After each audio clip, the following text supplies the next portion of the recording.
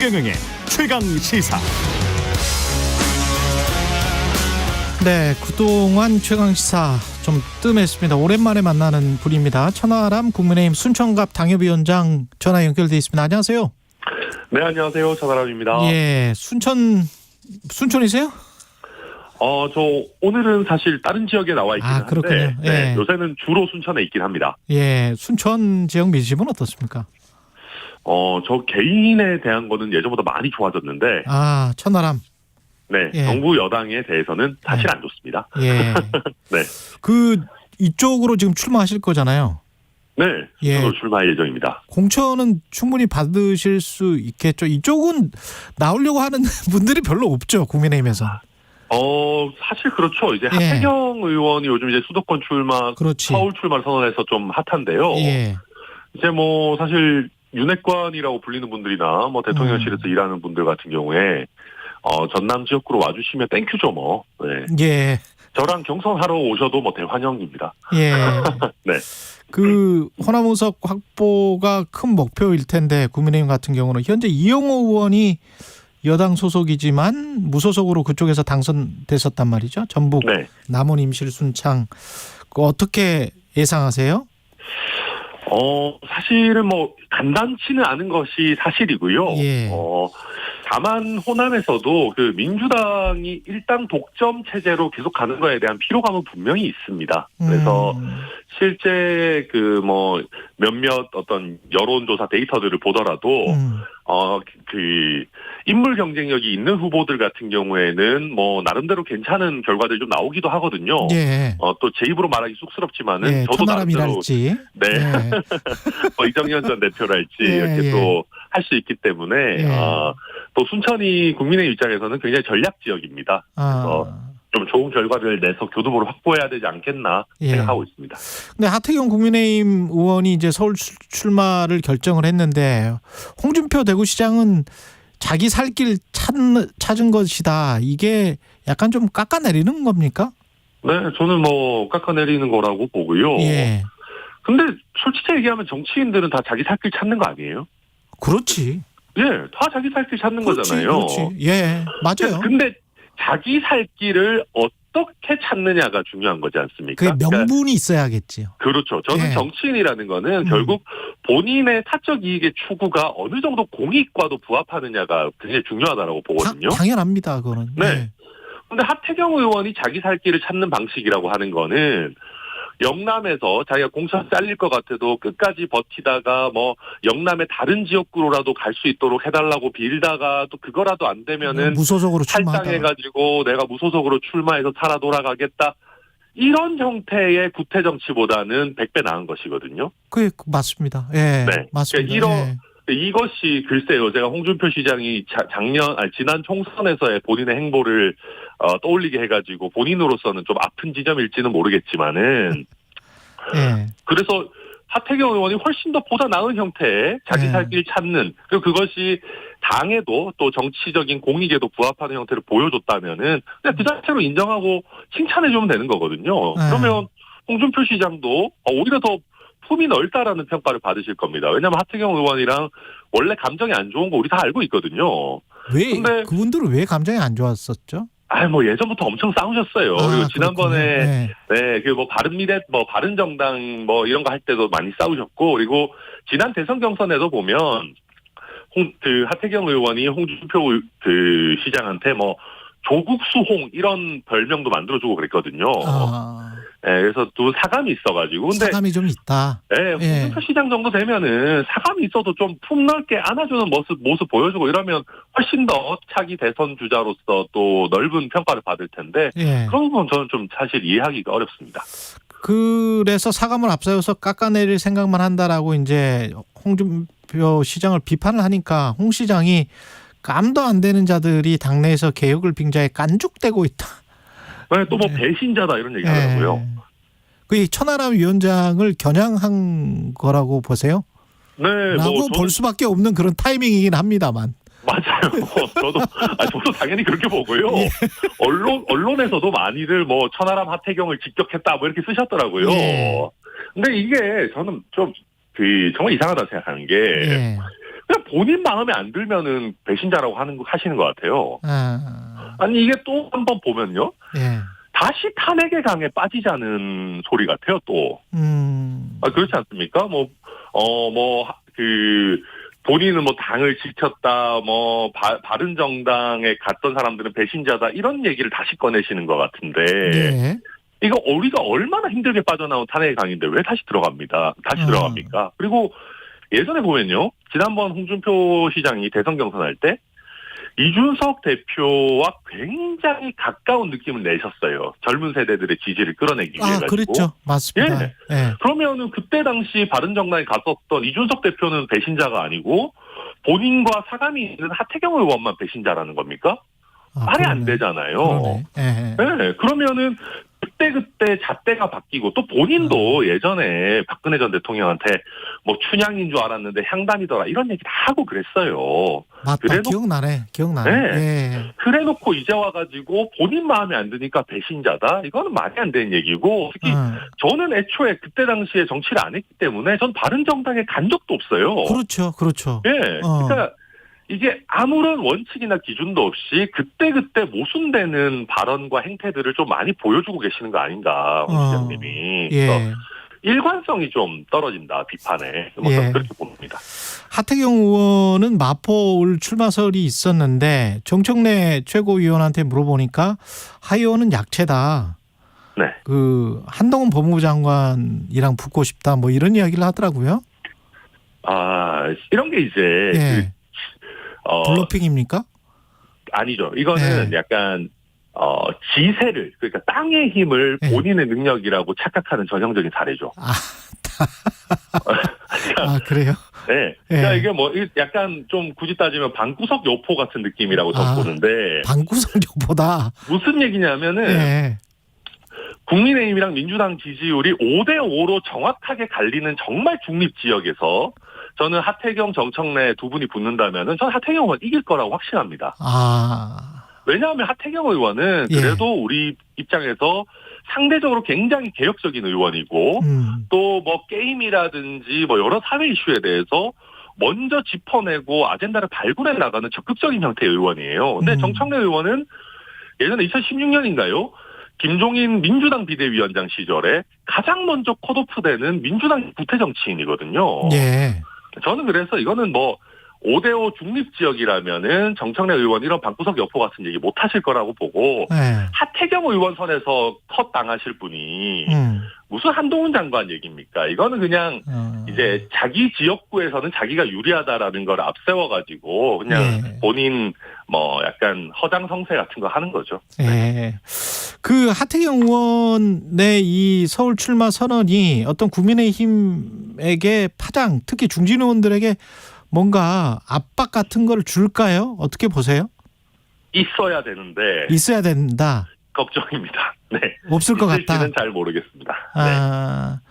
이게 지금 사실은 영남 쪽에서 수도권의 격전지로 나오거나 아까 중립지역이든 아니면 야당한테 약간 유리한 곳이든 그런 쪽으로 나오면은 되게 끝이 별로 안 좋긴 했잖아요, 결과가. 그렇죠. 사실은 특히 이번 선거 같은 경우는 국민의힘이 확장적인 전략을 쓰기 쉽지 않은 선거입니다. 전체적으로 이제 여론이 좀 올라가면서 치르는 선거가 아니잖아요. 예. 그러니까 사실 그런 식으로 좀 이렇게 세대 교체나 아니면 지역 교체를 추구하려면은 지난 지방선거 같은 분위기일 때가 좋아요. 그렇겠죠. 그래야 상승세에다가 이제 중진의 나름대로 다른 지역구에서 쌓은 인지도까지 결합시켜가지고 확장하는 형태로 갈 수가 있는데 이번에는 그렇게 치르기 되게 어려운 선거라 가지고 다들 몸을 사리는 것도 이해는 됩니다만은 어려운 선거라고 해서 움츠려들고 몸을 사리게 되면 더 결과가 안 좋아지게 되는 거죠. 움츠려드는 정당한테 국민들이 선뜻표 안 주시거든요. 네. 나오죠. 예, 나름 또 야권 우세 지역인데 떠나서 이제 서쪽 올라가 버렸단 말이죠. 네. 그런 것들이 이제 서로 간에 압박되는 카드가 될 것 같은데 누가 꼭 좀 나와줬으면 좋겠다. 서울로 뭐 그런 중진 의원들이 있으세요? 국민의힘에요? 예. 제일 좋은 분은 이제 장제원 의원이죠, 뭐. 장제원 의원. 네. 예. 장제원 의원. 강남 말고.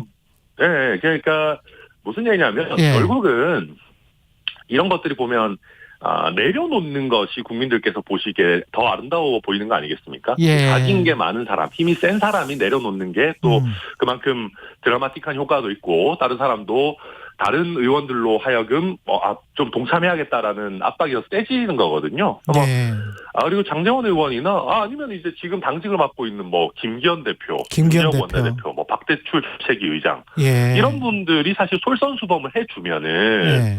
그게 하나의 뭐랄까 흐름으로 갈 수가 있는데 하태경 의원은 물론 저는 그 결단 존중하고 이미 있다고 보지만 약간 독립된 이벤트적인 느낌이 훨씬 더 강하죠.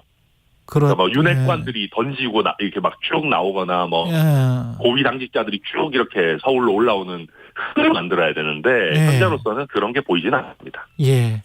그리고 김행 여성가족부 장관은 그 뭐 김행랑 그런 이야기가 나오는데 정부나 여당에서는 이게 이제 뭐 행랑은 아니다. 그건 가짜 뉴스다. 이렇게 이야기를 하고 있습니다. 근데 국민들이 보기에는 여하튼 간에 좀 많이 이상하다. 그렇게 느끼지는 않을까요?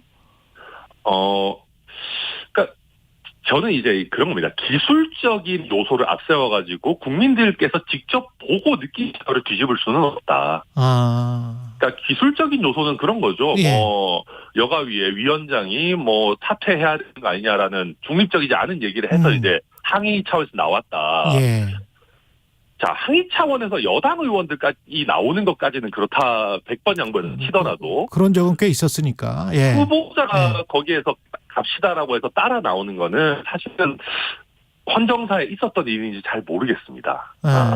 그래서 이거에 대해서 우리가 아무리 뭐 이런저런 기술적이고 뭐 테크니컬한 얘기들을 하더라도 국민들께서 보시기에 아니 후보자가 나가던데라고 하는 거를 우리가 그걸 어떻게 이깁니까? 그리고 저는 이런 것이 그러니까 이게 늘 모든 것이 그렇지만 민주당 정부에서 민주당 후보자가 이렇게 해도 우리가 박수치면서 통과시켜 줄 거냐라는 걸 기준으로 삼아야 되는데 말이 안 되잖아요. 그러니까 우리가 민주당 후보자가 그렇게 하는데 잘했다 뭐 우리가 편파적이었으니까 그럴 수도 있지 이럴 리가 없거든요. 그러니까 역지사지를 해야 되는 거죠. 예.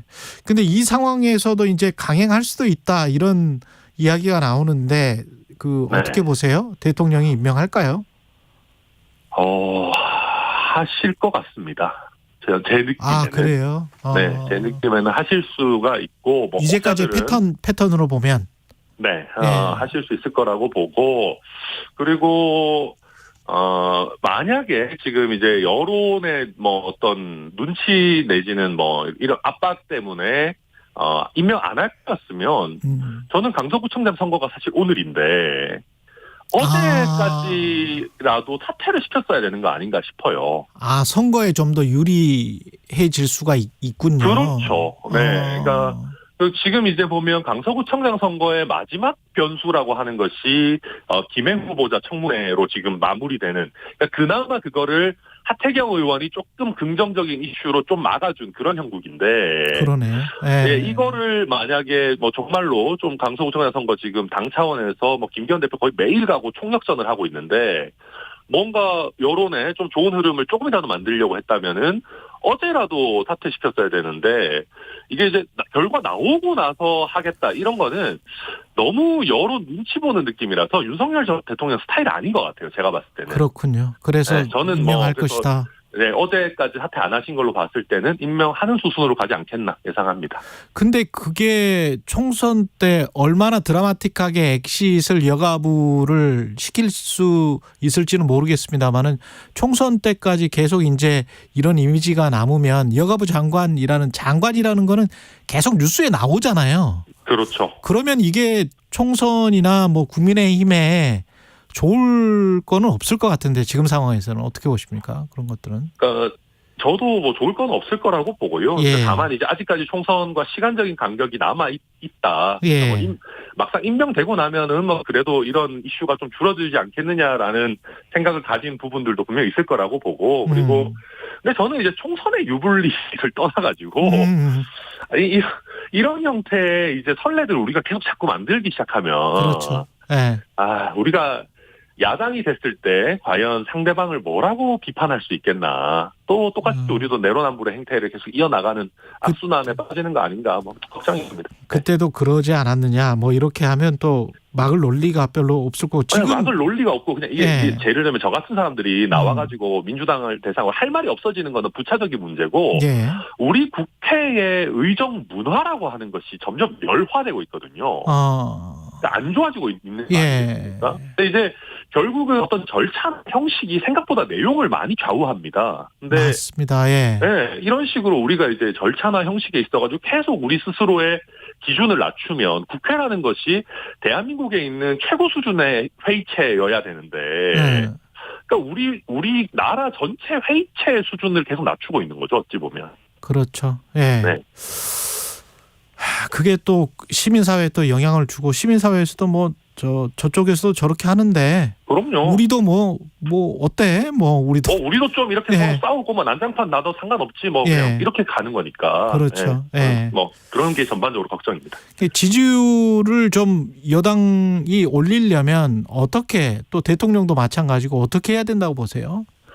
지금부터 이제 시점일 것 같은데. 질문이라 제가 한마디로 정리하면은 우리가 야당 때 정부에 대해서 했던 얘기를 지키면 됩니다. 네, 우리가 야당 때 정부에 대해서 했던 얘기들 보면 주옥 같은 얘기들 너무 많거든요. 예. 네, 보면은 뭐 왜 야당과 협치 안 하냐, 뭐 외교 안보의 중요 이슈들에 대해서 왜 야당과 상의하지 않느냐, 뭐 국민 눈높이에 안 맞는 국무위원 후보자들 이거를 후보라고 내놨냐, 뭐 막 너무 좋은 얘기들 너무 많아요. 그러니까 네, 그거를 우리가 이제 과연 실천하고 있냐, 뭐 공정과 상식 뭐 이런 슬로건까지 가지 않더라도 그냥 우리가 야당 때 해놨던 얘기에 뭐 한 절반도 너무 과한 것 같고 3분의 1만 가다가 지켜도 저는 국민들께서 높게 평가하시리라고 생각합니다. 민주당은 구속영장 기각 이후에 약간 안심하는 분위기가 있는데 안심할 수 있다라고 보세요? 총선까지? 못하죠.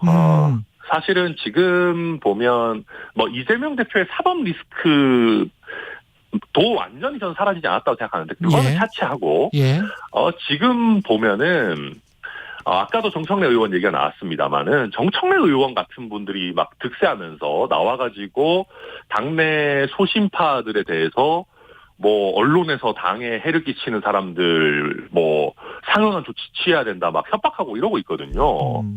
제가 봤을 때 언론에 나와서 당에 해를 끼치는 사람을 징계한다면은 정청래 의원이 1번이 돼야 될 것 같은데, 그러니까 당에 이게 모든 것이 농공행상이 잘못되면은 그 조직이 흔들리기 시작하는데 민주당도 보면 당에 해를 끼치는 사람들이 잘 나가고 나름대로 그 당을 조금이라도 좀 뭐 소신 발언해서 좀 좋게 끌고 나가려고 하는 분들은 핍박을 당하고 있거든요.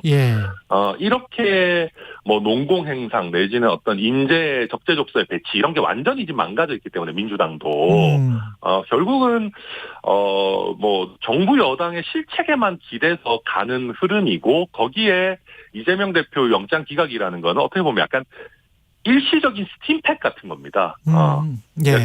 이 스팀팩 효과가 떨어지고 이재명 대표가 막상 그래도 기소당해서 계속 재판 출석해야 되고 이런 지루한 형태의 형국이 이어졌을 때 민주당이 과연 국민들이 바라시는 뭐 정치를 이끌고 갈 역량이 있냐, 저는 현재로서는 민주당도 쉽지 않아 보입니다. 예, 알겠습니다. 천하람 국민의힘 순천갑 당협위원장이었습니다. 고맙습니다.